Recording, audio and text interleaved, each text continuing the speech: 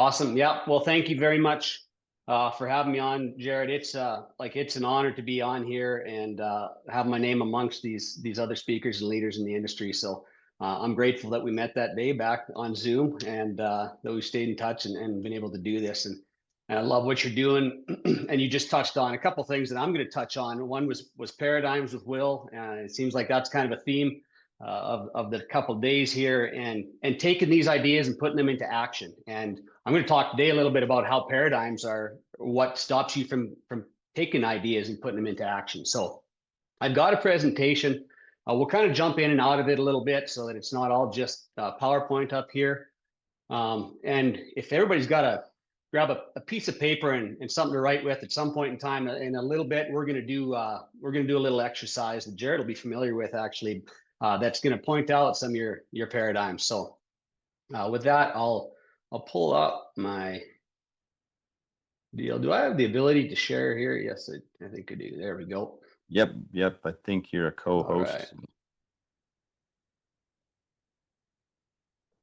All right. Can you see that all right? Yeah. Yep. Cool. All right. Yeah. So from paradigm to progress, a system for better results. So this is kind of what Jared was talking about overcoming your paradigms and actually making progress in some of the things that you're learning about and you're thinking about. So a little bit about me. I don't want to spend a whole lot of time on me. I'm more here for you guys, but I'm a husband, father, entrepreneur from Kenniston, Saskatchewan. Originally, that's where we farm with my wife and 4 kids. I've got a lifelong passion for business, coaching, and agriculture. We've got a grain farm and a ranch up here. Our cattle herd is a dynamic, moving herd right now. We're downsized our numbers a little bit this year, but something that we really love doing. CEO of Kirpin Farms and Kaizen Solutions, which is my coaching business that I'm here for today. I'm also a certified Proctor Gallagher Institute instructor. Sorry.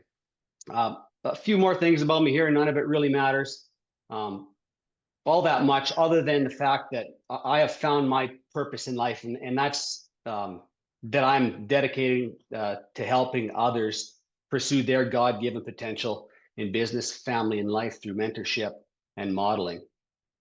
So I'll tell you a little bit more about. A little bit more about my story and how I got here and why I'm here talking to everybody.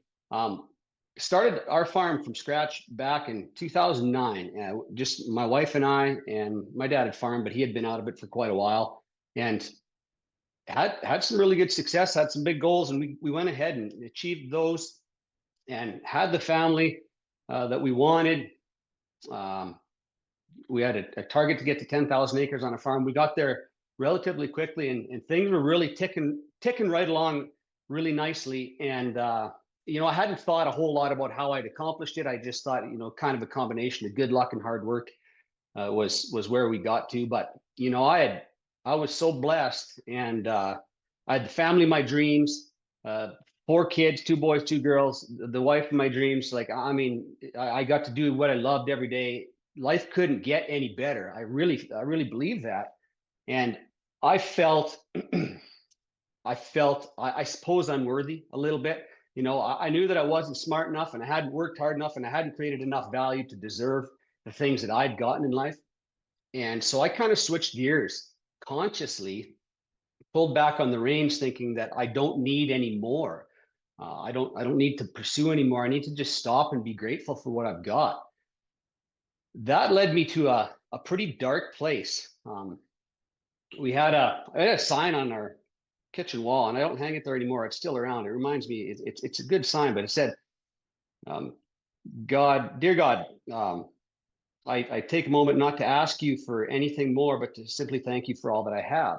And that was really my mindset at that time. And the gratitude part of that mindset was great, but it was missing a piece. It led me to a tough spot.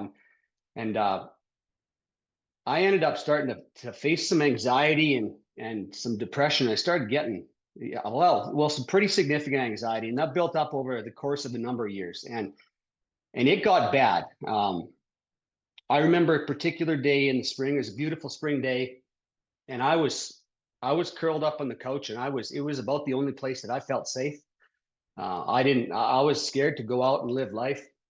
I was scared of a lot of things at that particular point in time. It was a health anxiety related. I just thought I had every ailment known to man, and that I was going downhill fast. And I couldn't do much more than just lay on the couch and hope time would pass by and that somebody would come and save me from this somehow. But I remember getting up one day and walking out to the window in our living room and looking out. We built our house. It's just a beautiful view of the bald, flat prairie in Saskatchewan, but it's beautiful to us. And I remember looking out there and thinking, I'm really lost. I'm really lost. And I wasn't suicidal, and I'd never thought about taking my own life, but I thought at that moment, I said, I mean, I was scared to die, so that was really ironic, and I wasn't thinking that way. I wasn't thinking about taking my own life at all, but I remember sitting there looking out the window thinking that I could see how people get there from here, and that was a real scary time. That was a bad deal. That was my rock bottom. Rock bottom looks different for everybody. That was mine. I'm grateful that it was manageable. I wasn't abusing drugs or liquor or my wife or my family or my friends, but I was abusing myself and my God-given potential. I was doing it out of the goodness of my heart. I didn't know. I was ignorant. I didn't understand what I was doing to myself and what I was doing to my family and what I was doing or not doing with my potential. But anyways, I came to the realization, and it was a process that I needed to figure this out. I needed to understand how I operated so that I could fix this. I was getting results that I really didn't like. The walls were closing in on me, and there was some urgency to get some things figured out. So I just started researching and diving into it myself, and really understanding the power of my thoughts and how that was driving how I was feeling and driving my actions. And I started getting things back going the right direction and started having some successes and then pursuing some growth a little bit more. And in that journey, I've grown a lot since then.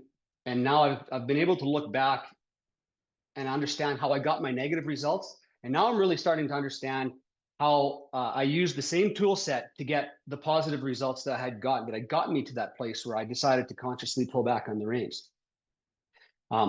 Once I understood that, I started having sort of a passion to pursue something different, to help other people continue to pursue their God-given potential.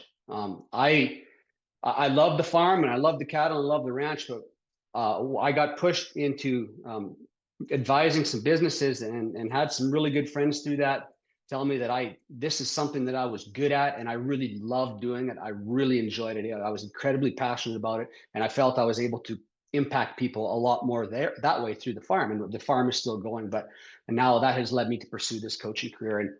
And I am now living life on purpose, and it's an incredible journey when you find your purpose and are able to pursue it every day. I will say, I thought that, at the same time, my business had grown quite successfully, and it was putting a lot of stress on me because I had a lot of help around that I wasn't managing well. And I thought that it really was the systems and stuff that I put in play, the processes that I put in place in the business that turned the business around and turned my life around. But that really was a side effect of me getting myself together and beginning to grow, assuming the mindset, the identity of a business owner, and then putting those processes and programs in place. So I do love helping businesses with those, strategic and tools and systems as well. But it's really the mindset behind that creates the lasting change in any business. Okay, there's lots of different meeting templates and team building stuff, and you can take that and implement it in your business. But if you don't have the mindset behind it and have the thoughts behind it, that's not going to create sustainable change. So my new program is really about goal achievement. It's about mindset shifts and achieving the identity of the person that you want to become to get what you want. And I know Tara yesterday talked a lot about wanting what you want, and a lot of us are really out of touch with that and haven't thought about what we want at all. And that's a paradigm in itself, because we often have been raised to believe that, you need what you need and you don't need to want a whole lot else. And once you've got your needs met, that's plenty, right? And I understand where that came from. The reality is we have very little that we need.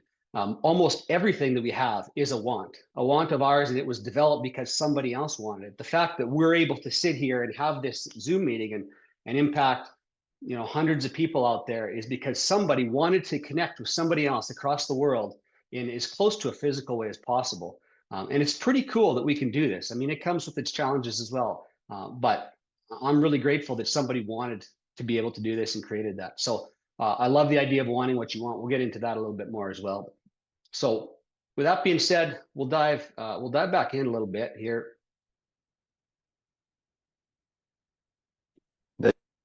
Say, Josh, that the highest frequency is vulnerability. I just learned that the other day, and we really appreciate your vulnerability and being able to share your come from story. That's powerful. Well, yeah, I appreciate it, and I'm pretty much an open book. I've learned from where I've been, and I just, if there's just one person out there that can resonate with that, and I can help one person, then it's worth it. So, thank you, appreciate that. But everything starts with a desire, starts with a want. I love this quote: "Success is the progressive realization of a worthy ideal," and this is what I have come to realize in my ability to achieve the goals that I set out to achieve. When you achieve that goal, that moment of achievement, it's a high, but it quickly dissipates. And that period between when you commit to achieving that, or pursuing that goal, to when you actually achieve it, that is a period where you're really living on purpose, and you get up every day with something to go towards. That is what success is. Success is simply having a worthy ideal and living your idea, or living your life in pursuit of that worthy ideal on a day-to-day basis. Okay. And I have really struggled I wanted to define success, and I've tried a few times in my journal, and I haven't come up with anything better than this. This is just a wonderfully concise way to define success. We are goal-seeking organisms. I mean, right from the time that we're born, we strive to walk, and then we strive to run, and then we strive to drive, and then we strive to get a job, and we strive to get a family. And at some point in time, for whatever reason, we stop striving. And I think maybe it's because a lot of our striving is based on our physiological needs or wants, if you will. But at some point we stop striving, and we stop growing and becoming more. We are designed to grow. Everything around us is designed to grow. When we stop growing, we start dying. It's a universal law of nature. We can't fight it, and we have to just live within it. We are at our best when we're pursuing something new.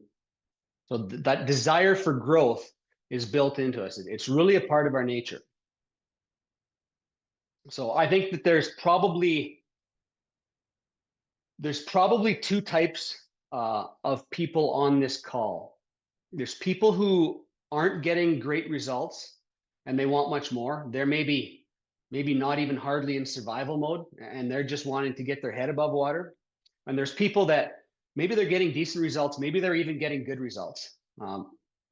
Maybe they're surviving or a little bit more, but they just have a feeling inside of them that they're made for a little bit more. And that's inside of all of us, I believe, if we stop long enough to listen to it. And a lot of us, when we hear that, it sounds like a lot of work to pursue it, and we're very comfortable where we're at, and we will try and do anything we can to ignore that. But if you stop long enough and listen to yourself, I believe that everybody here has a desire for more, whether you're really not in a great spot or you're in a really good spot. You know that you're made for more. We've got God's infinite potential in us. What does better results look like to you? I would ask you that, and type it in the chat. If there's something that would mean better results. I mean, that's a pretty broad term, but better results, what would that mean? What would that mean to you? So I think that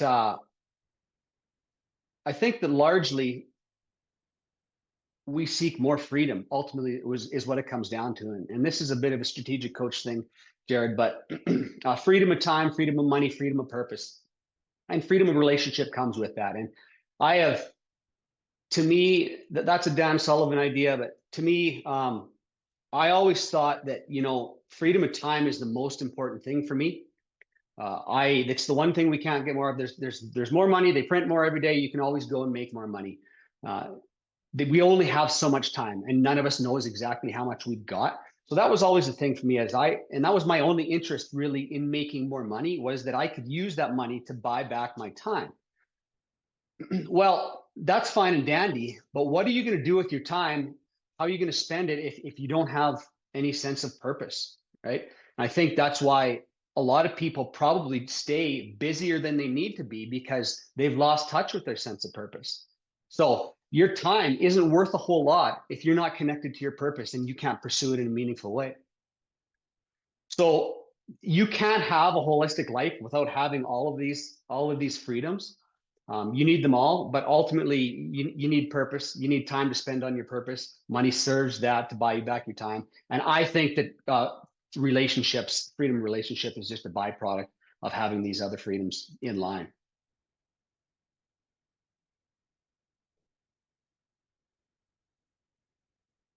Okay, so when we talk about wants and a worthy ideal, I like to have a goal.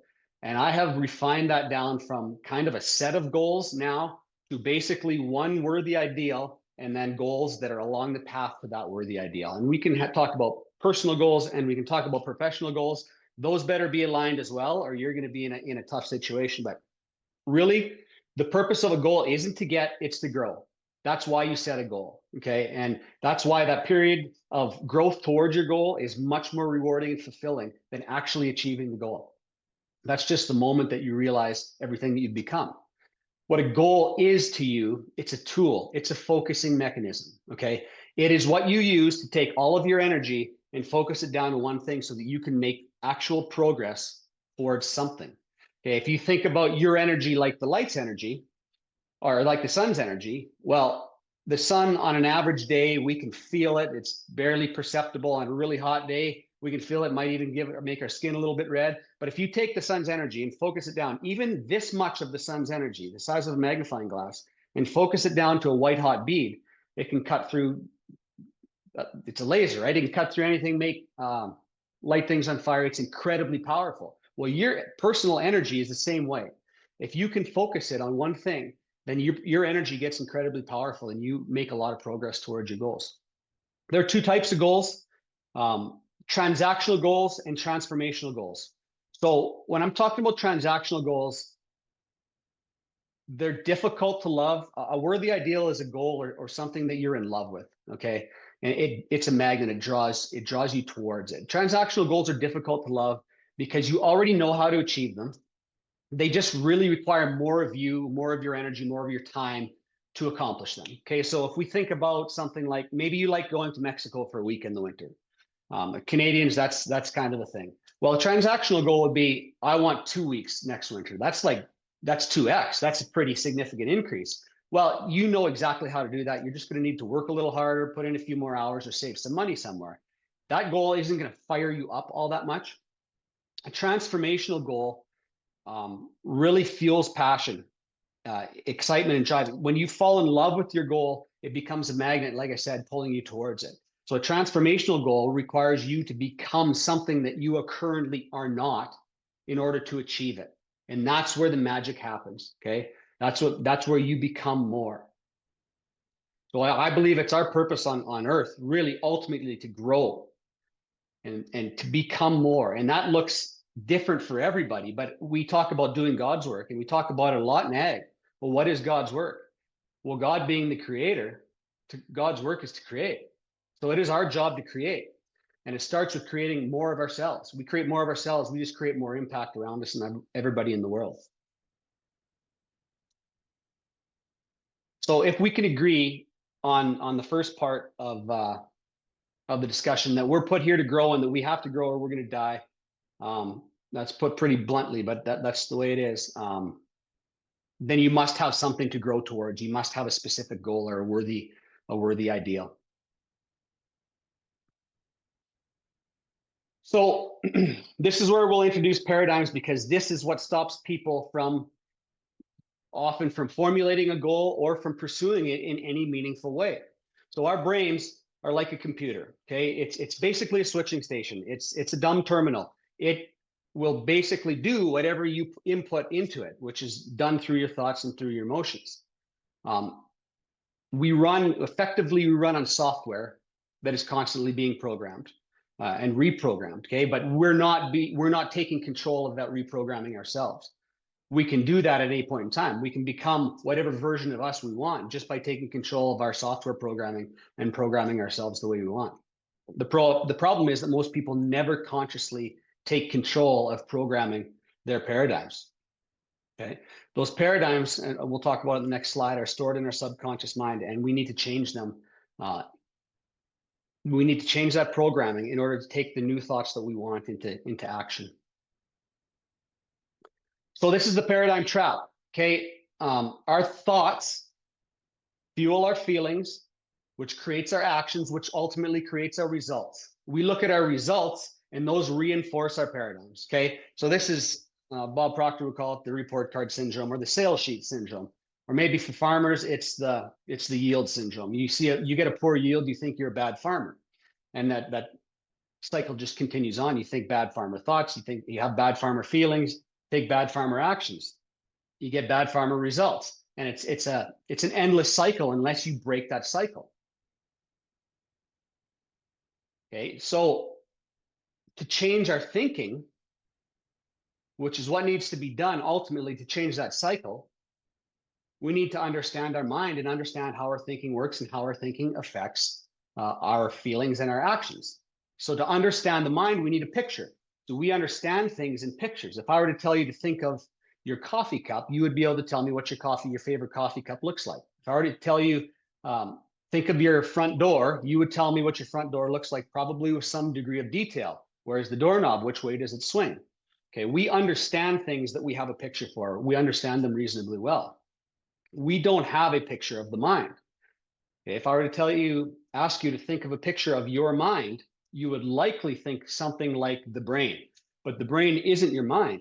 The brain is just an organ like any other part of your body, right? It's just a switching station. So in 1934, San Antonio chiropractor, Dr. Thurman Fleet created an image of the brain. He believed that they were inadequately treating patients because they were not treating them holistically. They were treating just the physical symptoms only. And he felt that if they could treat the mind as well, that they could have a lot more success in holistic healing. So this is what Dr. Thurman Fleet's picture of the mind looks like. Okay, so this is the Stickman. The big circle at the top, this is the mind, and the mind is split into two. The conscious mind at the top and the subconscious mind below that. Below that is the body. That is the acting mind. Okay, so the conscious mind is our thinking mind.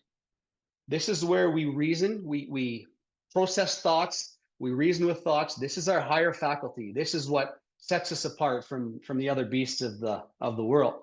Our subconscious mind is where our paradigms are stored, and we are hostage to our paradigms. We cannot act in any way that is not congruent with our paradigms. That is our feeling mind. Okay, that's where our emotions are stored. That is where we feel. And our body, of course, is our doing mind. This creates our actions, which ultimately create our results. So you'll see the 5 antenna-looking things coming out the top of the Stickman's head. That's our 5 senses: feel, smell, see, taste, touch. Okay, this is how we take in outside stimuli, which we're constantly being bombarded by. It comes into our conscious mind, and that's where we process it. We reason with it, and we can have thoughts about these new things, and we can combine thoughts into ideas and decide if we want to accept them or reject them. Well, very often we have a lot of stimuli coming into our brains, and this is happening increasingly in the world that we live in with technology and more understanding of the mind. Very often information comes into our brains and we don't filter it. We don't think, right? Thinking is the hardest work there is. That's why nobody does it. That's what Henry Ford said. So a lot of that information goes straight to our subconscious, into our paradigms, and creates our paradigms for us without our conscious knowing of it. Okay, that's why we act in ways that we maybe don't want to act in. So we have X-type feelings. I'm going to show you how our thoughts create our results. Okay, and X is going to equal our current results. Okay, so we have X-type thoughts. That causes us to have X-type feelings, and we take X-type actions with our body behaviors. That causes X-type results, which the results further strengthen our paradigm. We see the results, and we continue to think the same thoughts that we've always thought. We need to break this cycle. When we are in this cycle, we are in bondage. We cannot act outside of our current idea of who we are and what we're capable of. Okay, so we're going to continuously get the same results that we're getting now unless we are able to think different thoughts and change our paradigm. Thinking different thoughts isn't always enough. So now we've got a Y-type thought that comes in from the outside. Okay, we take in that Y-type thought, and now we enter a state of reason. This is a new thought to us. It comes to us from somewhere else in a moment of prayer or silence or whatever it is. And we start to think about this thought, and we can combine it with other thoughts, and we can come up with a new idea. And we think about this idea, and if it fits with the way that we see the world or the type of results that we want to get. Now, as long as this idea only stays in our conscious mind, and we don't get really excited about it or emotionally involved with it, it's not going to cause us any issues. Okay, this is just, we've all been there, right? We've all had thoughts that we thought about. We have 30-some thousand thoughts a day. I think Tara said that yesterday. And we don't act on all of them, right? We don't accept all of them. So as long as that thought stays in your mind, it's not going to have any effect on you. And this is why you can have bad thoughts and not be a bad person. Just reject it at will. You get to choose with using your willpower whether you want to accept or reject any thoughts that come into your mind. So we're in a state of reason. Now, if we get emotionally involved with that Y-type thought and we impress it into our subconscious, now we're starting to challenge our paradigms, okay? And we impress that Y-type thought into our subconscious, and now we start thinking about taking Y-type actions. And this puts us into an XY vibration. See, when we are just having X thoughts, X feelings, X results, everything is in a line. That's where we're comfortable. That's our comfort zone, right? We are thinking the things we've always thought. We're getting the results we always do. We're still alive. We're okay. We're comfortable. For most people, they're not willing to break out of that. It takes a really special person, frankly, to break out of that comfort zone without hitting some type of rock bottom, okay? When you get introduced a Y thought and you start thinking about taking Y actions, when you are an X-type person, you start to get into a conflicted vibration, okay? So the results that we get, and we've called them X-type results, but all of our results are effectively, they're either negative or they're positive, okay?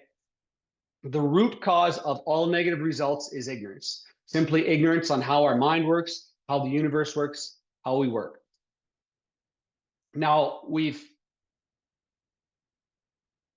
started thinking this Y-type thought. We like it. We started getting engaged with it. We think we want to do this thing. So we've got emotionally involved with it. Now we want to take Y-type actions. But we start having worry and doubt. Okay, this is a new idea, and this worry and doubt could be caused from anything. So let's take this to a ranching perspective. Okay, let's say that you're a seed stock producer and the market's changed, and your Y-type thought is to go to become a sheep producer. Okay, and you've been producing seed stock beef for generations. This is a Y-type thought. This is out there. This is new, but it could really work. You've done the work. You reasoned with it in your conscious mind. You've got all the information. It's going to work. You get down to take action, and you're not able to take action because you hit the terror barrier. Okay, you start having worries and doubts in your conscious mind. That's the thoughts that you're having. That worry and doubt feels like fear. Okay, that's the emotion that you feel when you feel worry and doubt. Physically, it manifests as anxiety, and we've all likely felt it to one degree or another. It feels literally like a vibration of sorts, but not a good one, a negative vibration. So, and this is a great quote. Anxiety is ambition without action. So we have this idea, and we get this idea because, and we get emotionally involved with it because it's something that likely we are probably meant to do. We should probably pursue this thing. We've taken the steps to pursue it, and we're not able to physically follow through.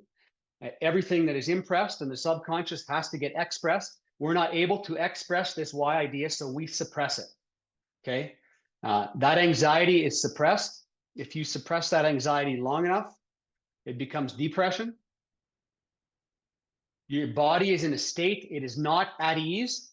It is in a state of dis-ease. And you begin to disintegrate if you stay here long enough. And I'll ultimately decay. Okay. This cycle can be reversed at any time. I got further down this cycle than I really wanted to, but I learned a lot of lessons from it, and I'm very grateful for it. But this is the process. So we want to take this new action. We aren't able to because we start having doubts, thoughts of doubts. What are the neighbors going to think of me? What would my great grandfather think of me? How is this going to work out? We don't know. Okay, that turns into fear. We feel fear, we get anxious, and we don't do it. We suppress that, and that causes us a lot of long-term damage. So if we want to flip that around, we want to have the positive result. We get to choose. Okay, we have the will to choose, free will. We get to choose what thoughts we lock into. If we choose what thoughts we lock into long enough, we can choose how we feel. We choose how we feel, we can choose how we act, and we can choose our results. Okay, we have free will. Okay, the opposite of worry and doubt, the opposite of ignorance is awareness. Awareness is knowledge and understanding. Okay, the opposite of worry and doubt is faith. You're going to do something new and you don't have the confidence because you've never done it before. Confidence only comes from capability. Okay, once you've done something, you're confident. We're all confident walking, talking, driving a car for the most part, right? But we're not confident in some things, I hope. We're not confident in some things because we've not done it. So we need to insert faith. We need to have thoughts of faith. Okay, and if we have strong enough thoughts of faith that we can do this, and we know we can do this, we're able to do it. Okay, we've got infinite capability. We have thoughts of faith that gives us feelings of confidence. We have feelings of confidence. We feel physically enthusiastic or excited. Okay, and this is kind of a cool comparison. So excitement and anxiety feel almost exactly the same. It's how you perceive them that changes how effectively changes how they affect you. Okay, Tony Robbins tells a really great story about two clients of his, both stage performers, singer performers, very well known. You know, he wouldn't tell the names, but the one came to him and said, "I have a terrible problem. Before I go on stage, I have a panic attack. My knees get weak, my hands get sweaty, my heart's racing, I'm sweating. I feel like I'm going to throw up. I can't perform. I canceled concerts. It's a disaster." And so he says, okay. Somebody else called him and said, this was a while after, or maybe he called them for advice. I can't remember the story exactly, but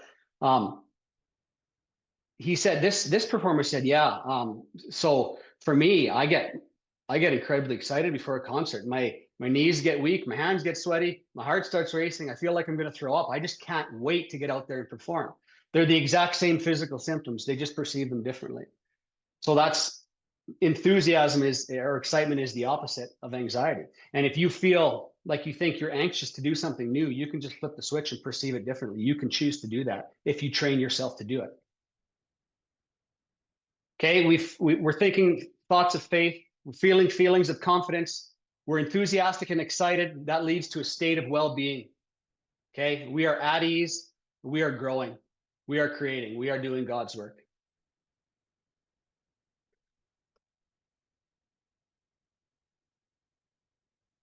So one of the biggest, most powerful parts or limiting parts of your paradigm is your self-image. Okay, you have two images: your external image, that's the image that you present to the world, and your internal self-image. And that's the way that you see yourself, and it sets the potential for what you're capable of achieving. You can never outperform your self-image. Okay, so if your self-image as a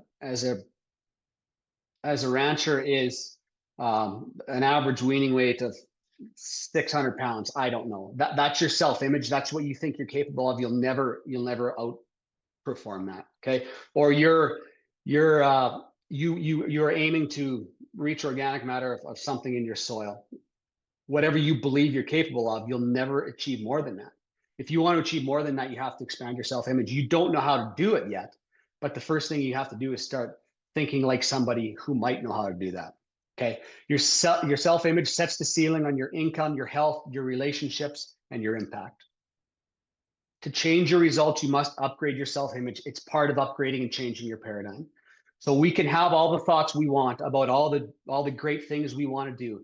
If we don't do the work to change our paradigm and our self-image, we'll never take the physical actions that will manifest in the results that we're dreaming of, right? So it's really, this is an important distinction to me. It's not about becoming somebody new. It's not about becoming the next Tony Robbins or the next anybody, right? It's about becoming the next version of you. Think about it like a software upgrade, okay? You right now are you version 1.0. You need to become you version 1.1 to achieve the results that you want to achieve. You need to just create the image of the person who already has the results that you want to get. We don't compete with anybody else. We don't compare ourselves to anybody else. Our only competition is our former selves. As long as we are more than our former selves, then we are winning at life. We are successful. It's not about becoming somebody else. It's everybody else is already taken. You don't have any choice but to be you. So be you, the you that you think you should be, not the you that your friends think you should be or that I think you should be. You got to be the best you that you can be. So paradigms control everything in your life. They dictate every major outcome in your life. The money you earn, like we said, the work you do, the health you experience, the quality of your relationships, even how long you're likely to live. Okay, so that's going to lead us into the exercise that we're going to do. If everybody's got a piece of paper and a pencil, I want you to bring it out. We're going to do a little exercise here. And by challenging your paradigms, I'm going to give you more life, literally, over the next 5 or 10 minutes here. So what I want you to do is on your piece of paper in the bottom left-hand corner, I want to write how old you are today.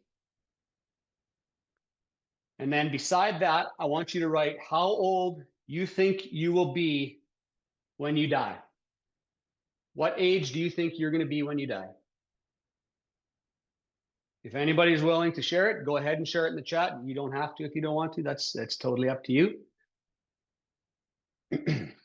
Now, once you have the age that you think you'll be when you die, I want you to think about how your state in 5 areas of your life. Okay, so I want you to write 5 headings. They're physical, mental, financial, relationships, and purpose.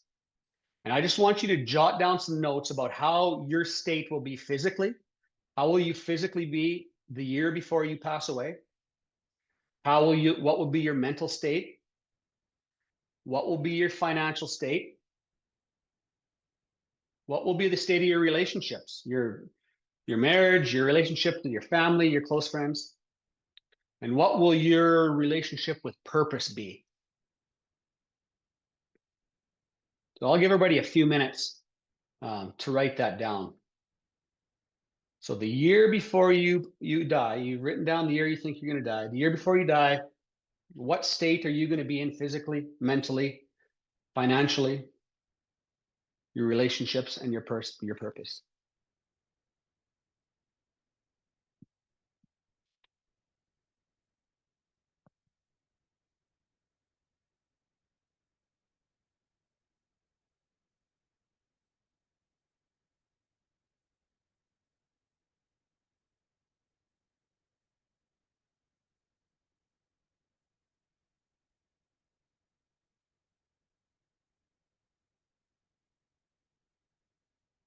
There it is in the chat. Thank you, Jared.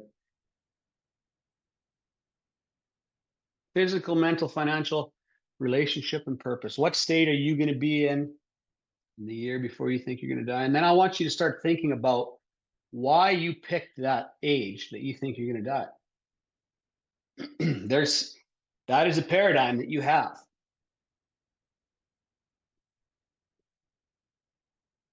And I'm willing to bet when you work through this, that your state in the year before you plan to die isn't the state that you would consider to be with death on your doorstep, if that makes sense.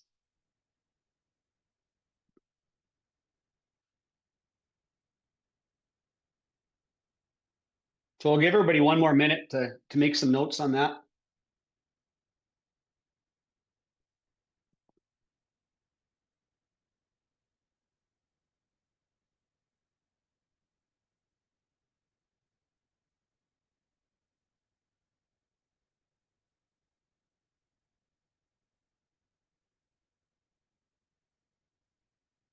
So this is an exercise from Strategic Coach. Jared to be familiar with this one as well. Dan Sullivan's just got a great way of putting together tools to stretch your paradigms and really make you think about things differently.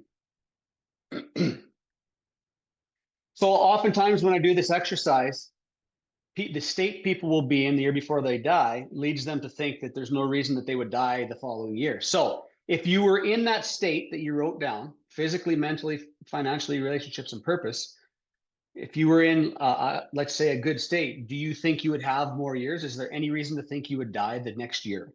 If the answer is no, how many more years do you think you could live if you reached that state the year before you died?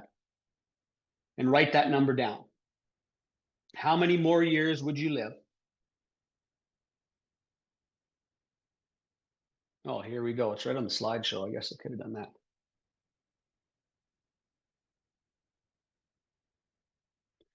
Okay, how many more years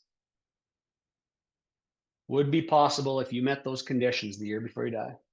Okay, when you've got that, I want you to add them together and then tell me your total for how long you think you're going to live. And I want you to write down how many extra years in the chat, how many extra years you gave yourself and what that makes the total for it. It's interesting to see what people come up with. Total 156. I'm 137.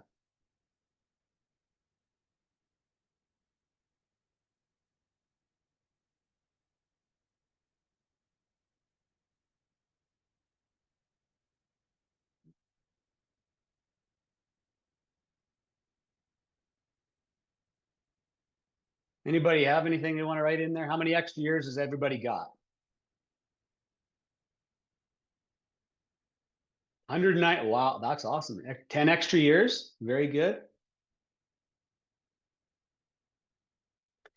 Okay, if you had 10 extra years in your life, or 2 or 15, what would you do with those years? I want you to write that down. What would you do with those extra years? How would you live them?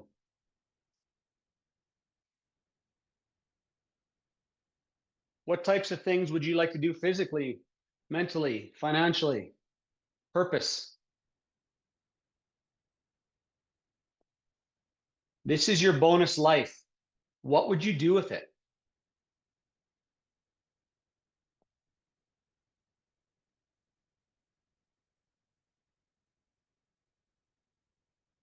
Active, keep learning, sharing, and growing. Absolutely. Absolutely, Larry.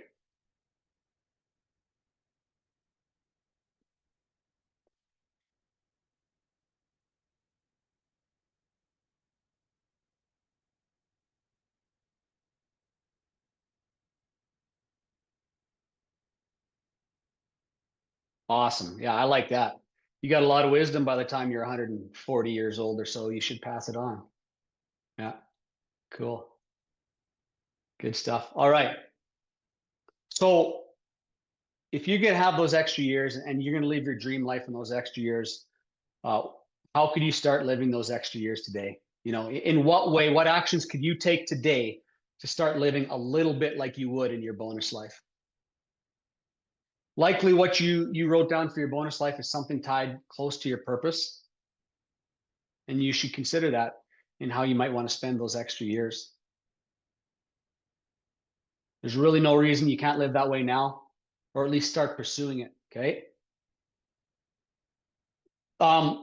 If you like the idea of living an extra 10 years or 30 or 2 or whatever it is, what do you need to do now to make sure that you hit that state that we talked about? Nobody ever thinks about, rarely do we think about dying. Nobody ever thinks about what it might be like before death, that decay and disintegration part, it could be pretty ugly. How could you limit that as much as possible? I mean, we talked about it in the presentation by growing. There's no doubt about that. But what do you need to do today, physically, mentally, financially, to be able to be in that state to get those extra years that you wrote down? And write that down. And then pick one of those and form a new habit around it. You can't change your paradigms. Your paradigms are a multitude of habits. Okay. It's a process to change them all. To get to where you want to go, you have to start one at a time, the keystone habit, and build around that. But if you could pick one thing today that's going to get you closer to living how you want to live later in your life so that you can live that bonus life, start doing it today. Okay. We're getting close to wrapping up. We'll open it up for questions. So really it's about coming to a higher degree or level of awareness. Okay. All of our negative results are based out of ignorance and where our anxiety and our negative results come from. We get the knowledge and the understanding of where that comes from and how we can control our thoughts and emotions and control our actions to control our results. It's all born with awareness, and it takes the work to reprogram. There's two ways to change your program. One's through emotional impact, which is almost always negative. You think about when people suffer a tragedy in the blink of an eye, they change the way they see the world. Okay, it can be done in a positive way, but it's difficult to manage. But the other way is through constant spaced repetition of that new idea with the help of an experienced mentor, somebody who's been there before and can show you how to do it. But reprogramming yourself, installing those new beliefs and upgrading your self-image so that it's aligned with the actions that you need to take to get towards the results that you want. Okay. And that want leads us back around full circle. It all starts with a want because it's all challenging. When you are growing and stepping out of your comfort zone, you're always going to hit resistance. You're always going to hit fear. If it's a big growth, it's probably going to be pretty big fear. And when you step on the other side of that terror barrier and experience the freedom that comes, you start not just accepting fear, you actually start embracing it and looking for it, knowing that that is the path to more, to becoming more. Okay, but it all starts with the want. You have to have a worthy ideal, a goal that you're absolutely in love with. Otherwise, when you hit that fear, when you hit that resistance, you'll just step back and go back into your comfort zone, what you've always known. You'll be into bondage, okay? So, in November, we are running a Life by Design program, and it's really about getting clear on what you want, getting clear on your purpose, setting your mission and your vision, your core values, what's important to you, how you want to live life, and then distilling that down into your daily actions. But it's going to be a month-long light coaching program. It costs $27 to join, and when you join, you will get a link. I'm going to drop this link in the chat. When you join, you'll get a link, and if you can send your link and sign other people up, anybody who signs up through your link, you'll get $27 for it. Okay, so you sign up 100 people for the program, you'll get $2,700. If it doesn't take a mathematicians, no, we're not going to make a bunch of money on this. We just love helping people get clear on what they want. It's the most fun part of what I do, is having calls with people and asking them what they want. Most people haven't thought about that in a long time. And I get a lot of joy out of that. So this is going to be a really great program. I mean, you want to talk about return on investment, 1,000 times return on your investment on this one. It's just going to be, you'll get a taste of what we do and how we coach. But it's going to be a lot of fun. So I'd urge everybody to sign up for that. It's $27. Like I said, you sign up one person and you're in for free. It's going to be broken down into 4 weeks. We'll talk a little bit about paradigms towards the end, but it's really going to be focused on getting you clear about what you want, getting you in touch and discovering your purpose. I mean, I think we all have a purpose. Generally, it's all probably instilled in us to some degree. It's our job to discover that. And when you do and you start living on purpose, life is magical. So that's the Life by Design program. Starting in November. My new program is the 100X Breakthrough Program. It's a 24-week mentorship experience, much more in depth, much more intensive. It's about dismantling those limiting beliefs, rewiring your self-image and your paradigms, and unlocking extraordinary business and life results. Okay. I love finding out what people want and helping them get it. It's in life and business, in whatever you want, whatever's better results for you. So it's about big goals, big mindset, and lasting transformations. I call it the 100x breakthrough because when I'm trying to sell people things, I really want to demonstrate a 10x return on investment. That's the minimum I want to get for people. With this program and the transformations that you can make, 100x return on investment is absolutely nothing. And it really is about having a breakthrough from wherever you're at, from feeling stuck, from wanting to get those better results. Okay, so I'll go to the next page, and you can book a call with me. This is how you can get in touch with me. I will put the link to my call scheduling. So it's my website. Go to here, just hit schedule a call, kznsolutions.ca, scroll down and pick yourself a time, sign up, and we'll have a call. Okay. It's free. It's called Instant Impact because we will make an instant impact in 30 minutes. We'll get you a little bit more clear about what you want and what's holding you back from getting it.